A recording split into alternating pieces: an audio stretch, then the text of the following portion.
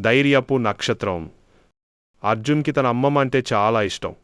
ఆమె వెచ్చని కౌగిలింతలు, ఆమె ఇంటి నుండి వచ్చే అప్పడాలు, ఊరగాయల వాసన అంటే అతనికి చాలా ఇష్టం. కానీ ఈ రాత్రి మాత్రం వేరు. ఈ రాత్రి అతను ఆమె ఇంట్లో పడుకోవాలి. మంచిగా ఆడుకో నా బంగారు, అతని అమ్మ అతన్ని గట్టిగా కౌగిలించుకుని చెప్పింది. అతని నాన్న అతని జుట్టును నిమిరాడు. అర్జున్ వీడ్కోలు చెప్పాడు.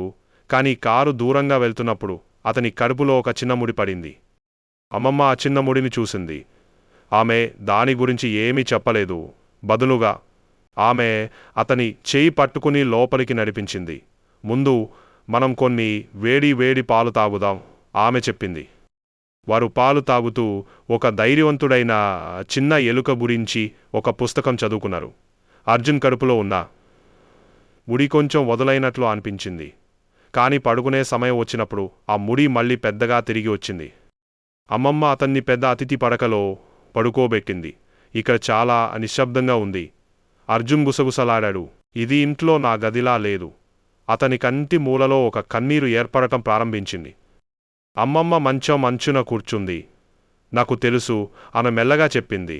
విషయాలు భిన్నంగా ఉన్నప్పుడు కొంచెం భయంగా ఉండవచ్చు.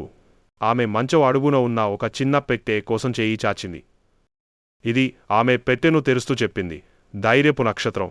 ఇది మన కుటుంబంలో చాలా కాలంగా ఉంది. ఇది మీ అమ్మ చిన్నప్పుడు భయపడినప్పుడు ఆమెకు సహాయపడింది. మరియు నేను అమ్మమ్మ అయినప్పుడు నాకు సహాయపడింది. నక్షత్రం వెచ్చగా మరియు మెరుస్తూ ఉంది. అమ్మమ్మ దానిని అతని దిండు కింద పెట్టింది. ఇది నువ్వు ఇంటికి దూరంగా ఉన్నప్పుడు కూడా నువ్వు ధైర్యంగా ఉన్నావని గుర్తుంచుకోవడానికి సహాయపడుతుంది, ఆమె చెప్పింది. అతని కడుపులో ఉన్న చిన్న ముడిపోయింది. అతను నక్షత్రం యొక్క వెచ్చదనాన్ని మరియు తన అమ్మమ్మ ప్రేమను అనుభవించాడు. అతనికి ఇక భయం లేదు. అతను కేవలం నిద్రపోవాలని అనిపించింది.